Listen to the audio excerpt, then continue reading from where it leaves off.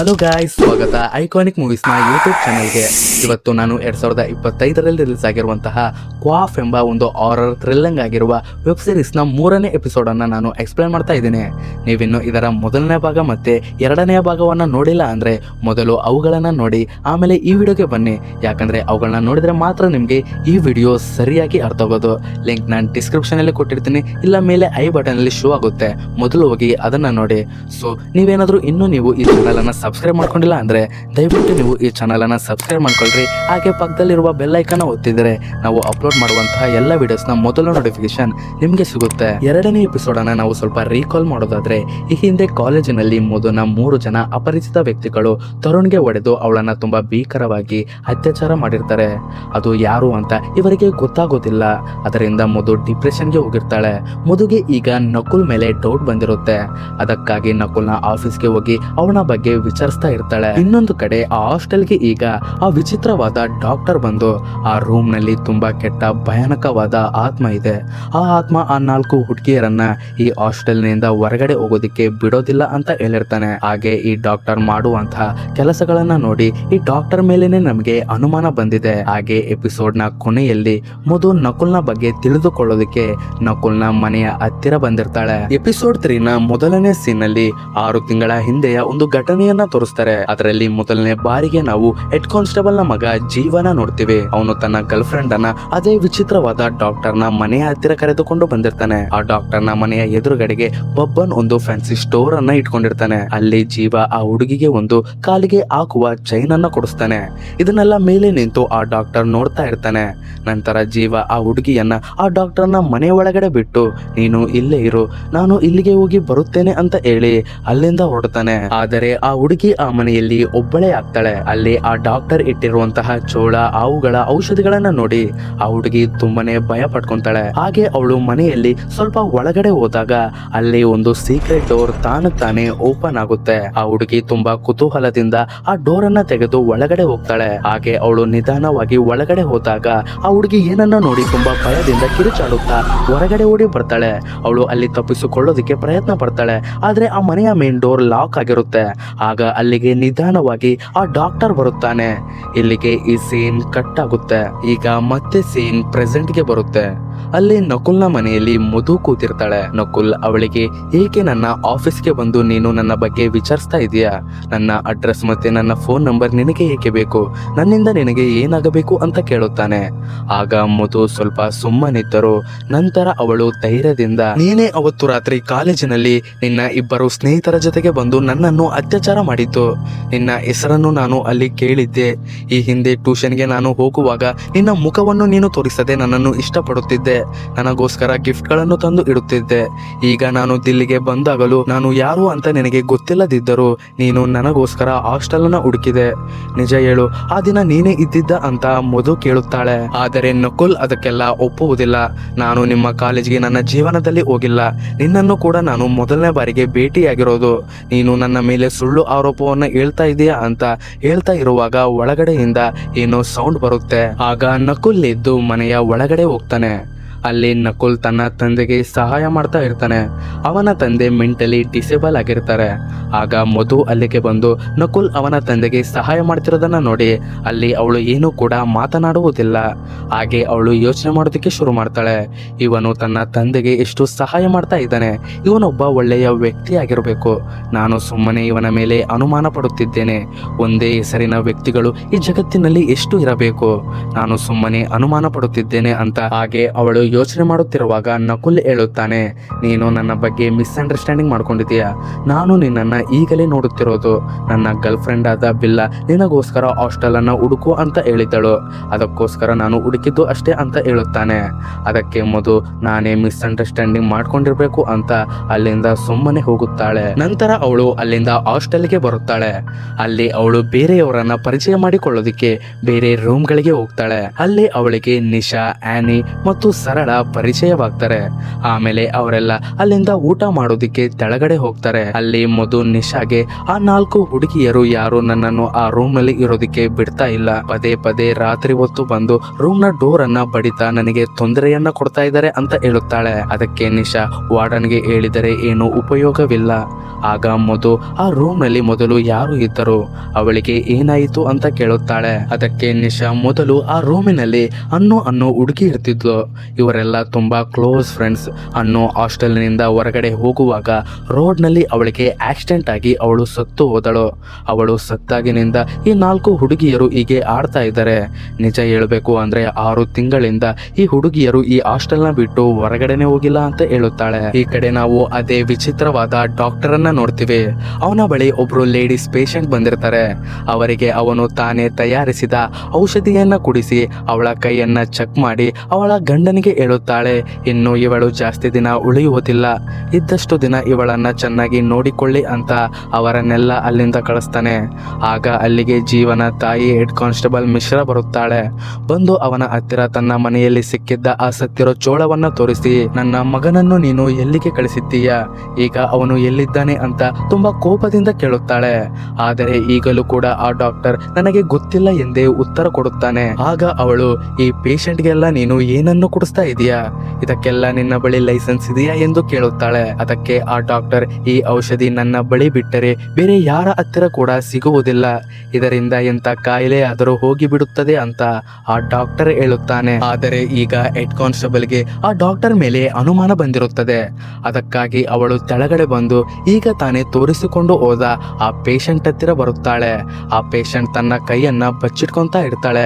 ಆಗ ಹೆಡ್ ಕಾನ್ಸ್ಟೇಬಲ್ಗೆ ಅನುಮಾನ ಬಂದು ಕೈಯನ್ನ ತೋರಿಸು ಎಂದಾಗ ಆ ಡಾಕ್ಟರ್ ಅವಳ ಕೈಯಲ್ಲಿ ಕ್ರಾಸ್ ಆಗಿ ಕಟ್ ಮಾಡಿ ಅವಳ ರಕ್ತವನ್ನ ತೆಗೆದುಕೊಂಡಿರ್ತಾನೆ. ಕಾನ್ಸ್ಟೇಬಲ್ ಅದನ್ನ ನೋಡಿ ತುಂಬಾ ಆಶ್ಚರ್ಯಪಟ್ಟು ಅದರ ಒಂದು ಫೋಟೋವನ್ನ ತೆಗೆದುಕೊಂಡು ಅಲ್ಲಿಂದ ಅವಳು ಹೋಗುತ್ತಾಳೆ. ಅಲ್ಲಿಂದ ಆ ಹೆಡ್ ಕಾನ್ಸ್ಟೇಬಲ್ ಸೀದಾ ಪೊಲೀಸ್ ಸ್ಟೇಷನ್ಗೆ ಹೋಗುತ್ತಾಳೆ.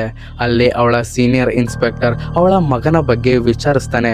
ಅದಕ್ಕೆ ಹೆಡ್ ಕಾನ್ಸ್ಟೇಬಲ್, ಅವನು ಎಲ್ಲಿದ್ದಾನೆ ಅನ್ನೋದು ನನಗೂ ಕೂಡ ಗೊತ್ತಿಲ್ಲ, ಅವನನ್ನ ನಾನು ಕೂಡ ಹುಡುಕ್ತಾ ಇದ್ದೀನಿ ಅಂತ ಹೇಳುತ್ತಾಳೆ. ಅದಕ್ಕೆ ಇನ್ಸ್ಪೆಕ್ಟರ್, ಅವನು ಸರೆಂಡರ್ ಆದರೆ ಸರಿ, ಇಲ್ಲದಿದ್ದರೆ ಅವನಿಗೆ ತುಂಬಾ ತೊಂದರೆಯಾಗುತ್ತೆ ಅಂತ ಹೇಳುತ್ತಾನೆ. ಅದಕ್ಕೆ ಹೆಡ್ ಕಾನ್ಸ್ಟೇಬಲ್ಗೆ ಸ್ವಲ್ಪ ಗಾಬರಿ ಆಗುತ್ತೆ. ಆಗ ಅವಳು ಇನ್ಸ್ಪೆಕ್ಟರ್ಗೆ, ಈ ಹಿಂದೆ ತುಂಬಾ ಹುಡುಗಿಯರನ್ನ ಕೊಲ್ತಾ ಇದ್ದ ಸೀರಿಯಲ್ ಕಿಲ್ಲರ್ ನ ಕೇಸ್, ಅದರಲ್ಲಿ ಆ ಸೀರಿಯಲ್ ಕಿಲ್ಲರ್ ಹುಡುಗಿಯರನ್ನ ಕೊಂದು ಅವರ ರಕ್ತವನ್ನ ಹೀರಿಕೊಳ್ತಾ ಇದ್ದ ಆ ಕೇಸ್ಗೆ ಸಂಬಂಧಪಟ್ಟ ಹಾಗೆ ಸ್ವಲ್ಪ ನನಗೆ ಇನ್ಫಾರ್ಮೇಶನ್ ಸಿಕ್ಕಿದೆ, ಆ ಕೇಸನ್ನ ರೀಓಪನ್ ಮಾಡೋಣವಾ ಎಂದು ಇನ್ಸ್ಪೆಕ್ಟರ್ಗೆ ಕೇಳುತ್ತಾಳೆ. ಅದಕ್ಕೆ ಇನ್ಸ್ಪೆಕ್ಟರ್ ಒಪ್ಪಿಗೆಯನ್ನ ಕೊಡುತ್ತಾನೆ. ಅದರಿಂದ ಈ ಹೆಡ್ ಕಾನ್ಸ್ಟೇಬಲ್ ಆ ಫೈಲ್ ಅನ್ನ ನೋಡೋದಕ್ಕೆ ಹೋಗ್ತಾಳೆ. ಅವಳು ಆ ಫೈಲ್ ಅನ್ನ ಹುಡುಕಿ ಅದನ್ನ ಓಪನ್ ಮಾಡಿದಾಗ ಆ ಫೈಲ್ ನಲ್ಲಿ ಈ ಎಪಿಸೋಡಿನ ಮೊದಲನೆಯ ಸೀನ್ ನಲ್ಲಿ ನೋಡಿದ ಆ ಹುಡುಗಿಯ ಶವದ ಫೋಟೋ ಇರುತ್ತದೆ. ಹಾಗೆ ಅವಳ ಕೈಯಲ್ಲಿ ಕೂಡ ಅದೇ ಕ್ರಾಸ್ ಮಾರ್ಕ್ ಇರುತ್ತದೆ. ಹಾಗೆ ಹೆಡ್ ಕಾನ್ಸ್ಟೇಬಲ್ ನ ಮನೆಯಲ್ಲಿ ಆ ಬಾಕ್ಸ್ ನಲ್ಲಿ ಸಿಕ್ಕಿದ್ದ ಒಂದು ಹುಡುಗಿಯ ಕಾಲಿಗೆ ಹಾಕುವ ಚೈನ್ ಕೂಡ ಅದೇ ಹುಡುಗಿಯದ್ದು ಆಗಿರುತ್ತೆ. ಅಂದರೆ ಸ್ನೇಹಿತರೆ, ಈ ಡಾಕ್ಟರ್ ಸಾಮಾನ್ಯವಾದ ವ್ಯಕ್ತಿಯಲ್ಲ, ಇವನೊಬ್ಬ ದೊಡ್ಡ ಸೀರಿಯಲ್ ಕಿಲ್ಲರ್. ಹೆಡ್ ಕಾನ್ಸ್ಟೇಬಲ್ ನ ಮಗ ಜೀವನು ಕೂಡ ಆ ಡಾಕ್ಟರಿಗೋಸ್ಕರ ಹುಡುಗಿಯರನ್ನ ಕರೆದುಕೊಂಡು ಬಂದು ಅವನ ಬಳಿ ಬಿಡುತ್ತಿದ್ದ, ಅವನಿಗೆ ಸಹಾಯ ಮಾಡುತ್ತಿದ್ದ. ಆದರೆ ಆ ಡಾಕ್ಟರ್ ಯಾಕೆ ಹುಡುಗಿಯರನ್ನ ಕೊಲ್ತಾ ಇದ್ದ ಅನ್ನೋದು ಮುಂದೆ ನಮ್ಗೆ ಗೊತ್ತಾಗ್ತಾ ಹೋಗುತ್ತೆ. ನೆಕ್ಸ್ಟ್ ಸೀನ್ ಅಲ್ಲಿ ನಾವು ಅದೇ ಡಾಕ್ಟರ್ ಅನ್ನ ನೋಡ್ತೀವಿ. ಮೊದಲನೇ ಬಾರಿಗೆ ನಮ್ಗೆ ಆ ಸೀಕ್ರೆಟ್ ಡೋರ್ ನ ಒಳಗಡೆ ಏನಿದೆ ಅನ್ನೋದನ್ನ ತೋರಿಸ್ತಾರೆ. ಸ್ನೇಹಿತರೆ, ಆ ಡೋರ್ ನ ಒಳಗಡೆ ಒಂದು ಬೇಸ್ಮೆಂಟ್ ಇರುತ್ತದೆ. ಆ ಬೇಸ್ಮೆಂಟ್ ಅಲ್ಲಿ ಅವನು ಹುಡುಗಿಯರನ್ನ ಕೊಲ್ಲೋದಿಕ್ಕೆ ಸೆಟಪ್ ಮಾಡಿ ಇಟ್ಕೊಂಡಿರ್ತಾನೆ. ಅವನು ಅಲ್ಲಿಗೆ ಹುಡುಗಿಯರನ್ನೆಲ್ಲ ಕರೆದುಕೊಂಡು ಬಂದು ಸಾಯಿಸ್ತಾ ಇರ್ತಾನೆ. ಈಗ ಅಲ್ಲಿ ಎಪಿಸೋಡ್ 2 ನಲ್ಲಿ ನೋಡಿದ್ದ ಆ ಡಾಕ್ಟರ್ ನ ಮನೆಯ ಒಳಗಡೆ ಮಗಳನ್ನು ಹುಡುಕಿಕೊಂಡು ಬಂದಿದ್ದ ಆ ಹುಡುಗಿಯನ್ನ ಕೊಲ್ಲೋದಿಕ್ಕೆ ಆ ಡಾಕ್ಟರ್ ಮಲಗಿರಿಸಿರ್ತಾನೆ. ನಂತರ ಆ ಡಾಕ್ಟರ್ ಆ ಹುಡುಗಿ ಬದುಕಿರುವಾಗಲೇ ಚಾಕುವಿನಿಂದ ಅವಳ ಕೈಗೆ ಕ್ರಾಸ್ ಆಗಿ ಕಟ್ ಮಾಡಿ ಕುತ್ತಿಗೆಯ ನೆರದಿಂದ ರಕ್ತವನ್ನ ತೆಗಿತಾನೆ. ಆ ರಕ್ತವನ್ನ ಅವನು ಸ್ಟೋರ್ ಮಾಡ್ಕೊಳ್ತಾನೆ. ಆ ರಕ್ತವನ್ನ ತೆಗೆದುಕೊಂಡು ಚೋಳದ ಜೊತೆ ಅದನ್ನ ಮಿಕ್ಸ್ ಮಾಡಿ ಅದನ್ನ ಕುಟ್ಟಿ ಅದರ ಒಳಗಡೆ ಒಂದು ಪೌಡರ್ ಅನ್ನ ಮಿಕ್ಸ್ ಮಾಡಿ ಆಮೇಲೆ ಅದನ್ನ ಕುಡಿತಾನೆ. ಗಾಯ್ಸ್, ಇವನು ಈಗ ಏಕೆ ಮಾಡ್ತಾ ಇರ್ತಾನೆ ಅಂದ್ರೆ ಇವನಿಗೆ ಒಂದು ತುಂಬಾ ಭಯಾನಕವಾದ ಕಾಯಿಲೆ ಬಂದಿರುತ್ತೆ. ಅವನ ಚರ್ಮವೆಲ್ಲ ಕೊಳೆತು ಹೋಗಿರುತ್ತೆ. ಅವನಿಂದ ತುಂಬಾ ಕೆಟ್ಟ ವಾಸನೆ ಬರ್ತಾ ಇರುತ್ತೆ. ಇವನು ಹುಡುಗಿಯರ ಬದುಕಿರುವ ರಕ್ತವನ್ನ ಕುಡಿದ್ರೆ ಮಾತ್ರ ಇವನು ಬದುಕಿರ್ತಾನೆ ಅನ್ನೋದು ಇವನ ನಂಬಿಕೆ ಆಗಿರುತ್ತೆ. ಅದರಿಂದ ಇವನು ಹೀಗೆ ಮಾಡ್ತಾ ಇರ್ತಾನೆ. ಆದರೆ ಈಗ ಆ ಹುಡುಗಿ ಬದುಕುಳಿಯುವುದಿಲ್ಲ. ಆ ಡಾಕ್ಟರ್ನ ಕೈಯಲ್ಲಿ ಅವಳನ್ನ ಕಂಟ್ರೋಲ್ ಮಾಡೋದಕ್ಕೆ ಆಗೋದಿಲ್ಲ. ತುಂಬಾ ರಕ್ತ ಸೋರಿ ಆ ಹುಡುಗಿ ಸತ್ತು ಹೋಗ್ತಾಳೆ. ಆಗ ಅಲ್ಲಿಗೆ ಅವನ ಮನೆಯ ಎದುರುಗಡೆಗೆ ಫ್ಯಾನ್ಸಿ ಸ್ಟೋರ್ ಅನ್ನ ಹಾಕಿಕೊಂಡಿರುವಂತಹ ಬಬ್ಬನ್ ಬರುತ್ತಾನೆ. ಅವನು ಬಂದು, ಇನ್ನು ಮುಂದೆ ಈ ಶವಗಳನ್ನ ಬಿಸಾಕೋ ಕೆಲಸ ನಾನು ಮಾಡೋದಿಲ್ಲ. ಇನ್ನು ಮುಂದೆ ಹುಡುಗಿಯರನ್ನ ನಿನಗೋಸ್ಕರ ಕರೆದುಕೊಂಡು ಬಂದು ಅವರ ಬಲಿಯನ್ನ ನಾನು ಕೊಡೋದಿಲ್ಲ. ಇನ್ನು ನನ್ನನ್ನು ಬಿಟ್ಟು ಬಿಡು ಎಂದು ತುಂಬಾ ಕೋಪದಿಂದ ಹೇಳುತ್ತಾನೆ. ಸ್ನೇಹಿತರೆ, ಜೀವ ಹೋದ ಮೇಲೆ ಬೊಬ್ಬನೇ ಆ ಡಾಕ್ಟರ್ಗೋಸ್ಕರ ಹುಡುಗಿಯರನ್ನ ಕರೆದುಕೊಂಡು ಬರುವಂತಹ ಕೆಲಸ ಮಾಡ್ತಾ ಇರ್ತಾನೆ. ಅದಕ್ಕೆ ಆ ಡಾಕ್ಟರ್ ಧೈರ್ಯ ಮತ್ತೆ ಮನಸ್ಸಿನ ಸಾಮರ್ಥ್ಯ ಇರುವಂತಹ ಒಂದೇ ಒಂದು ಹುಡುಗಿ ಸಿಕ್ಕರೆ ಸಾಕು, ನಾನು ಸರಿಯಾಗುತ್ತೇನೆ ಅಂತ ಹೇಳುತ್ತಾನೆ. ಅದಕ್ಕೆ ಬೊಬ್ಬನ್ ಅಂತ ಹುಡುಗಿ ನಾನು ಎಲ್ಲಿಂದ ಹುಡುಕಿಕೊಂಡು ಬರಲಿ, ಅವಳು ಎಲ್ಲಿ ಸಿಗ್ತಾಳೆ ಅಂತ ನನಗೇನು ಗೊತ್ತು, ನನ್ನನ್ನು ನೀನು ಬಿಟ್ಟು ಬಿಡು ಎಂದು ಹೇಳುತ್ತಾನೆ. ಅದಕ್ಕೆ ಆ ಡಾಕ್ಟರ್, ಆ ಒಂದೇ ಹುಡುಗಿ, ಅದೊಂದು ಕೆಲಸ ಮುಗಿದ ಮೇಲೆ ನೀನು ಎಲ್ಲಿಗಾದರೂ ಹೋಗು ಅಂತ ಆ ಡಾಕ್ಟರ್ ಹೇಳುತ್ತಾನೆ. ಅದಕ್ಕೆ ಬಬ್ಬನ್ ಈಗ ಸುಮ್ಮನೆ ಆಗುತ್ತಾನೆ. ಈಗ ಬಬ್ಬನ್ ಪದೇ ಪದೇ ಯಾರೋ ಹಾಸ್ಟೆಲ್ ನಿಂದ ಒಂದು ಹುಡುಗಿ ಫೋನ್ ಮಾಡ್ತಾ ಇದ್ದಾಳೆ ಅಂತ ಆ ಡಾಕ್ಟರ್ಗೆ ಹೇಳುತ್ತಾನೆ. ಅಂದರೆ ಸ್ನೇಹಿತರೆ, ಹಾಸ್ಟೆಲಿನಿಂದ ಲಾನಾ ಈ ಡಾಕ್ಟರ್ಗೆ ಫೋನ್ ಮಾಡ್ತಾ ಇರ್ತಾಳೆ. ನೆಕ್ಸ್ಟ್ ಸೀನ್ ನಲ್ಲಿ ನಾವು ಹಾಸ್ಟೆಲಿನಲ್ಲಿ ಮೊದಲ ರೂಮಿನಲ್ಲಿ ಮಧು ಮತ್ತೆ ನಿಶಾನ ನೋಡ್ತೀವಿ. ಅವರಿಬ್ರು ಸೇರಿ ರೂಮ್ ನ ಕಿಟಕಿಗೆ ಕರ್ಟನ್ ಮತ್ತೆ ಬೆಡ್ಗೆ ಬೆಡ್ ಶೀಟ್ ಅನ್ನ ಹಾಕಿ ರೂಮ್ ಅನ್ನ ಡೆಕೋರೇಟ್ ಮಾಡ್ತಾ ಇರ್ತಾರೆ. ಆಗ ಅಲ್ಲಿಗೆ ಆನಿ ಮತ್ತೆ ಸರಳ ತಮ್ಮ ರೂಮ್ ನಲ್ಲಿ ಕರೆಂಟ್ ಇಲ್ಲ ಎಂದು ಚಟ್ನಿಯನ್ನ ರುಬ್ಬೋದಿಕ್ಕೆ ಮಿಕ್ಸರ್ ಮಷಿನ್ ಅನ್ನ ತಗೊಂಡು ಬಂದಿರ್ತಾರೆ. ಆಗ ಸರಳ ಆ ರೂಮ್ ನಲ್ಲಿ ಇದ್ದಂತಹ ಟ್ರಂಕ್ ಮೇಲೆ ಮಿಕ್ಸರ್ ಮಷಿನ್ ಅನ್ನ ಇಟ್ಟು ಕರೆಂಟ್ ಅನ್ನ ಆನ್ ಮಾಡಿ ಅದನ್ನ ಮಿಕ್ಸ್ ಮಾಡುವಾಗ ಮಧುಗೆ ಮೇಲಿನಿಂದ ನೀರಿನ ಹನಿ ಬೀಳುತ್ತೆ. ಅದರಿಂದ ಗೊತ್ತಾಗುತ್ತೆ ಈ ರೂಮ್ ನಲ್ಲಿ ಯಾವಾಗ ಬೇಕಾದ್ರೂ ಶಾರ್ಟ್ ಸರ್ಕ್ಯೂಟ್ ಆಗ್ಬೋದು ಅಂತ. ಆದ್ರೆ ಸರಳಗೆ ಅದು ಗೊತ್ತಿರೋದಿಲ್ಲ. ಮಿಕ್ಸರ್ ಮಷಿನ್ ಅನ್ನ ಅವಳು ಆಫ್ ಮಾಡಿ ತನ್ನ ಬೆರಳನ್ನ ಅವಳು ಅದರ ಒಳಗಡೆ ಇಡುವಾಗ ಆಗ ರೂಮ್ ನಲ್ಲಿ ಶಾರ್ಟ್ ಸರ್ಕ್ಯೂಟ್ ಆಗಿ ಆ ಮಿಕ್ಸರ್ ಮಷಿನ್ ತಾನಕ್ ತಾನೇ ಆನ್ ಆಗಿ ಅವಳ ಬೆರಳು ತುಂಬಾ ಭೀಕರವಾಗಿ ಕಟ್ ಆಗುತ್ತೆ. ಅದರಿಂದ ಅವಳ ರಕ್ತ ಎಲ್ಲ ಆ ರೂಮ್ ನಲ್ಲಿ ಹರಡಿರುತ್ತೆ. ಅದನ್ನ ನೋಡಿ ಅಲ್ಲಿರುವಂತಹ ಎಲ್ಲರೂ ತುಂಬಾ ಶಾಕ್ ಆಗ್ತಾರೆ. ಮಧುನು ಕೂಡ ಅದನ್ನ ನೋಡಿ ತುಂಬಾ ಗಾಬರಿ ಆಗ್ತಾಳೆ. ನಂತರ ಮಧು ತನ್ನ ಟ್ರೀಟ್ಮೆಂಟ್ ಅನ್ನ ಮಾಡಿಸಿಕೊಳ್ಳೋದಕ್ಕೆ ಸೈಕ್ಯಾಟ್ರಿಸ್ಟ್ ಡಾಕ್ಟರ್ ಬಳಿಗೆ ಬಂದಿರ್ತಾಳೆ. ಅಲ್ಲಿ ಆ ಸೈಕ್ಯಾಟ್ರಿಸ್ಟ್ ಡಾಕ್ಟರ್ ಅವಳಿಗೆ ಮೋಟಿವೇಶನ್ ಮಾಡ್ತಾರೆ, ಅವಳಿಗೆ ಧೈರ್ಯವನ್ನ ಮಾಡ್ತಾಳೆ. ನೀನು ನಿನ್ನ ಜೀವನದಲ್ಲಿ ಮುಂದುವರಿಬೇಕು, ಇಲ್ಲದಿದ್ದರೆ ಜನ ನಿನ್ನನ್ನ ಮೋಸ ಮಾಡುತ್ತಾರೆ.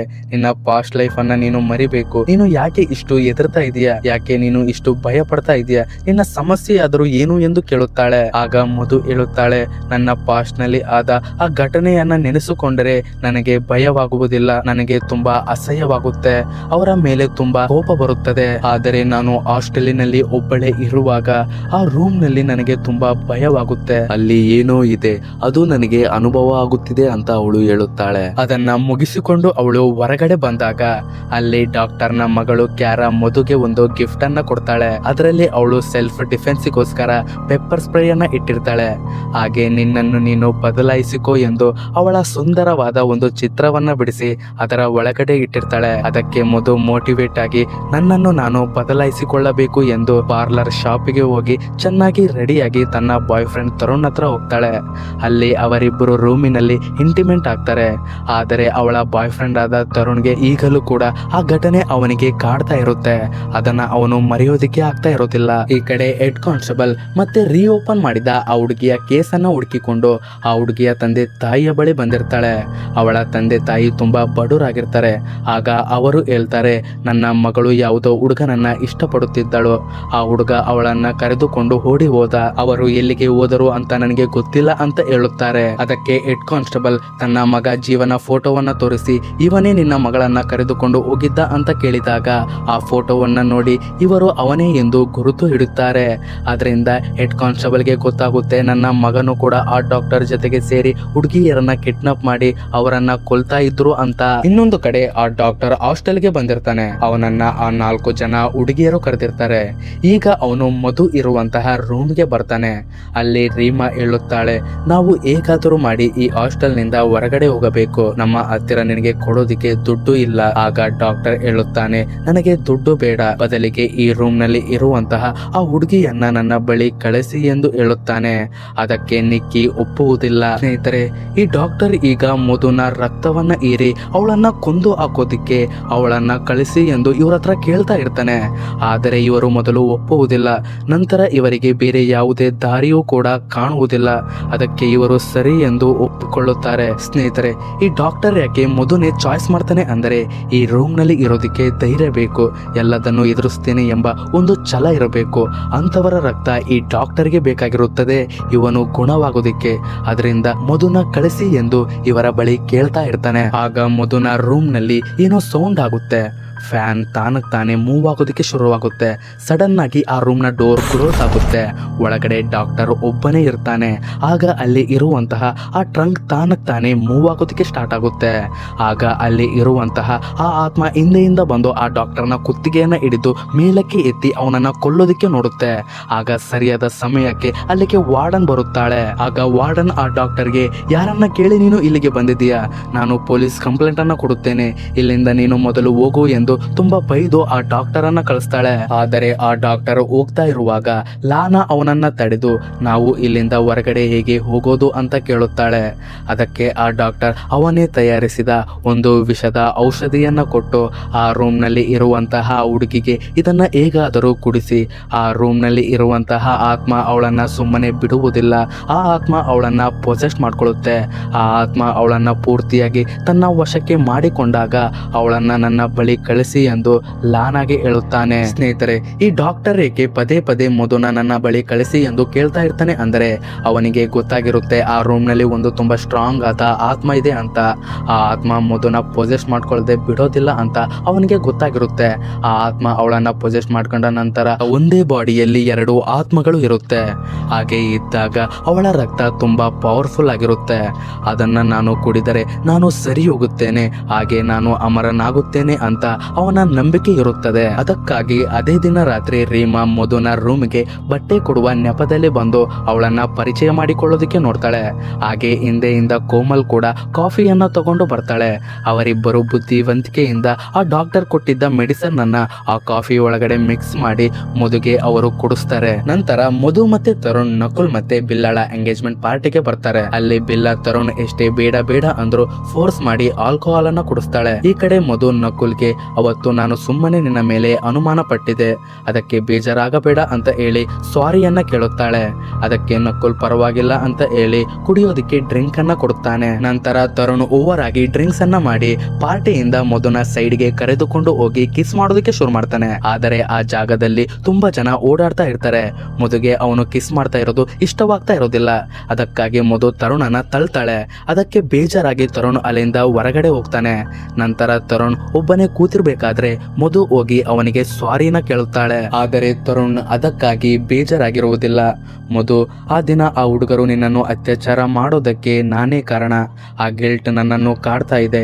ರಾತ್ರಿ ಎಲ್ಲ ನನಗೆ ಆ ವಿಷಯವನ್ನ ನೆನೆಸಿಕೊಂಡು ನಿದ್ದೆ ಬರೋದಿಲ್ಲ ಅಂತ ಹೇಳಿ ತರುಣ್ ಮಧುಗೆ ಒಂದು ಶಾಕಿಂಗ್ ವಿಷಯನ ಹೇಳುತ್ತಾನೆ. ಅದೇನೆಂದ್ರೆ ಕಾಲೇಜಿನ ಫಂಕ್ಷನಿನ ದಿನ ಬ್ಯಾಕ್ ಸ್ಟೇಜ್ ನಿಂದ ಮಧು ತನ್ನ ಫೋಟೋವನ್ನ ತೆಗೆಸಿಕೊಂಡು ತರುಣ್ಗೆ ಬಿಟ್ಟಿರ್ತಾಳೆ. ತರುಣ್ ಆ ಫೋಟೋವನ್ನ ಅವನ ಫ್ರೆಂಡ್ಗೆ ಬಿಟ್ಟು, ನೋಡು ನನ್ನ ಹುಡುಗಿ ಎಷ್ಟು ಸುಂದರವಾಗಿದ್ದಾಳೆ, ಅವಳನ್ನ ಈಗ ಟೆರೆಸ್ ಮೇಲೆ ಕರೆದುಕೊಂಡು ಹೋಗಿ ನಾನು ಕಿಸ್ ಮಾಡ್ತೇನೆ ಅಂತ ಅವನಿಗೆ ಮೆಸೇಜ್ ಅನ್ನ ಮಾಡಿರ್ತಾನೆ. ಆದರೆ ಅವನ ಫ್ರೆಂಡ್ ತುಂಬಾ ಹೊಟ್ಟೆ ಉರಿಯಿಂದ ಆ ಫೋಟೋ ಮತ್ತೆ ಆ ಮೆಸೇಜ್ ಅನ್ನ ಪೂರ್ತಿ ಕಾಲೇಜಿನ ಗ್ರೂಪ್ಗೆ ಹಾಕಿದ್ರಿಂದನೇ ಆ ಹುಡುಗರಿಗೆ ನಾವು ಇರೋ ಜಾಗ ಗೊತ್ತಾಗಿದ್ದು. ನಾನು ಮೆಸೇಜ್ ಮಾಡಿಲ್ಲ ಅಂದ್ರೆ ಅದು ಯಾವಾಗ್ಲೂ ಆಗ್ತಾನೆ ಇದ್ದಿದ್ದಿಲ್ಲ, ಇನ್ನ ಮೇಲೆ ಅತ್ಯಾಚಾರ ಆಗ್ತಾನೆ ಇದ್ದಿದ್ದಿಲ್ಲ ಮಧು ಎಂದು ಅವನು ತುಂಬಾ ಅಳುತ್ತಾ ಹೇಳುತ್ತಾನೆ. ಮತ್ತೆ ತರುಣ್ ಹೇಳುತ್ತಾನೆ, ಅದಾದ ಮೇಲೆ ಅವರನ್ನ ನಾನು ಹುಡುಕೋದಿಕ್ಕೆ ಪ್ರಯತ್ನ ಪಟ್ಟೆ, ಆದರೆ ಅವರ್ಯಾರು ನನಗೆ ಸಿಕ್ಕಿಲ್ಲ ಅಂತ ಹೇಳುತ್ತಾನೆ. ಆ ವಿಷಯನ ಕೇಳಿ ಮಧು ತುಂಬಾ ಶಾಕ್ ಆಗ್ತಾಳೆ. ಅದೇ ಶಾಕ್ ನಲ್ಲಿ ಅವಳು ತನ್ನ ಹಾಸ್ಟೆಲ್ಗೆ ವಾಪಸ್ ಬರ್ತಾಳೆ. ಆ ವಿಷಯ ಗೊತ್ತಾಗಿ ಅವಳು ತುಂಬಾ ಸಿಟ್ಟಿನಿಂದ ಆ ರೂಮ್ ನಲ್ಲಿ ಇದ್ದಂತ ವಸ್ತುಗಳನ್ನೆಲ್ಲ ಮುರಿಯೋದಕ್ಕೆ ಶುರು ಮಾಡ್ತಾಳೆ. ಆ ಟ್ರಂಕ್ ಅನ್ನು ಕೂಡ ಅವಳು ಮುರಿಯೋದಕ್ಕೆ ಪ್ರಯತ್ನ ಪಡ್ತಾಳೆ. ಆದ್ರೆ ಅವಳ ಕೈಯಲ್ಲಿ ಆಗೋದಿಲ್ಲ. ತರುಣ್ ಮಾಡಿದ್ದಕ್ಕೆ ತುಂಬಾ ಸಿಟ್ಟಾಗಿ ಅವಳು ಅಲ್ಲೇ ಅಳುತ್ತಾ ಕೂತುಕೊಳ್ತಾಳೆ. ನಂತರ ಅವಳು ಮಧ್ಯರಾತ್ರಿಯಲ್ಲಿ ಮಲಗಿಕೊಂಡಿರ್ಬೇಕಾದ್ರೆ ಅದೇ ಟ್ರಂಕ್ ನಿಂದ ಏನೋ ಶಬ್ದ ಬರುತ್ತೆ. ಮಧು ಎಚ್ಚರವಾಗ್ತಾಳೆ. ಆಗ ಮತ್ತೆ ಅದೇ ಟ್ರಂಕ್ ನಿಂದ ಶಬ್ದ ಬಂದು ಆ ಟ್ರಂಕ್ ನ ಒಳಗಡೆಯಿಂದ ಒಂದು ಚೋಳ ಹೊರಗಡೆ ಬರುತ್ತೆ. ಆ ಚೋಳ ನಿಧಾನವಾಗಿ ಮಧುನ ಹತ್ತಿರ ಬಂದು ಅವಳ ಕಾಲಿಗೆ ಕಚ್ಚುತ್ತೆ. ಆಗ ಮಧು ತುಂಬಾ ಹೆದರಿ ಮುಂದೆ ತಿರುಗಿದಾಗ ಅಲ್ಲಿ ಆ ರೂಮ್ ನಲ್ಲಿ ಇರುವಂತಹ ತುಂಬಾ ಭಯಾನಕವಾದ ಡೀಮನ್ ಅವಳ ಮೈಯ ಮೇಲೆ ಕೂತಿರುತ್ತೆ. ನೋಡ್ತಾ ನೋಡ್ತಾ ಆ ಭಯಾನಕವಾದ ಡೀಮನ್ ಅವಳನ್ನ ಪೂರ್ತಿಯಾಗಿ ಪೊಸೆಸ್ ಮಾಡ್ಕೊಳ್ಳುತ್ತೆ. ಆಗ ಸಡನ್ ಆಗಿ ಮಧು ಬೆಳಗ್ಗೆ ಎಚ್ಚರವಾಗ್ತಾಳೆ. ಅಂದರೆ ಇದು ಕನಸು. ಆದರೆ ಅವಳ ಕಾಲಿಗೆ ನಿಜವಾಗ್ಲೂ ಚೋಳ ಕಚ್ಚಿರುತ್ತೆ. ಅಂದರೆ ಇದು ಕನಸಲ್ಲ. ಇಲ್ಲಿಗೆ ಈ ಎಪಿಸೋಡ್ ಮುಗಿದು ಹೋಗುತ್ತೆ. ಸೊ ಗೈಸ್, ಈ ಎಪಿಸೋಡ್ ನಲ್ಲಿ ತುಂಬಾ ಸೀಕ್ರೆಟ್ಗಳು ನಮಗೆ ಗೊತ್ತಾಗ್ತಾ ಹೋಯ್ತು. ಆ ವಿಚಿತ್ರವಾದ ಡಾಕ್ಟರ್ ಸಾಮಾನ್ಯವಾದ ವ್ಯಕ್ತಿ ಅಲ್ಲ, ಅವನೊಬ್ಬ ಸೀರಿಯಲ್ ಕಿಲ್ಲರ್. ಅವನ ಜೊತೆ ಕೆಲಸ ಮಾಡುತ್ತಿದ್ದಂತ ಹೆಡ್ ಕಾನ್ಸ್ಟೇಬಲ್ ನ ಮಗ ಜೀವನು ಕೂಡ ಅವನಿಗೆ ಸಹಾಯ ಮಾಡ್ತಾ ಇದ್ದ. ಈ ಕಡೆ ಮಧುನ ಆ ಅಪರಿಚಿತ ವ್ಯಕ್ತಿಗಳು ಅತ್ಯಾಚಾರ ಮಾಡೋದಕ್ಕೆ ಇಂಡೈರೆಕ್ಟ್ ಆಗಿ ತರುಣೆ ಕಾರಣ. ಆದರೆ ಅವಳು ಈಗ ಒಂದು ಸಮಸ್ಯೆಯಲ್ಲಿ ಸಿಕ್ಕಿ ಹಾಕೊಂಡು ಅದರಿಂದ ಹೊರಗಡೆ ಬರೋದಕ್ಕೆ ಪ್ರಯತ್ನ ಪಡ್ತಾ ಇರ್ತಾಳೆ. ಆದರೆ ಈಗ ಅವಳ ಎದುರಿಗೆ ಇನ್ನೊಂದು ಸಮಸ್ಯೆ ಎದುರಾಗಿದೆ. ಅದೇನಂದ್ರೆ ಅವಳನ್ನ ಈಗ ಆ ಆತ್ಮ possess ಮಾಡ್ಕೊಂಡಿರುತ್ತೆ.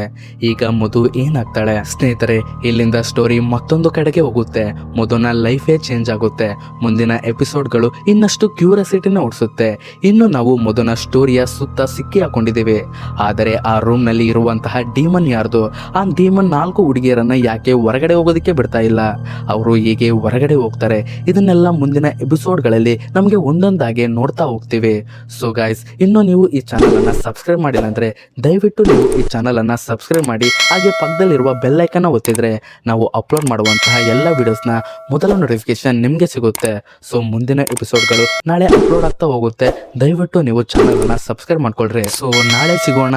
Thank you for watching.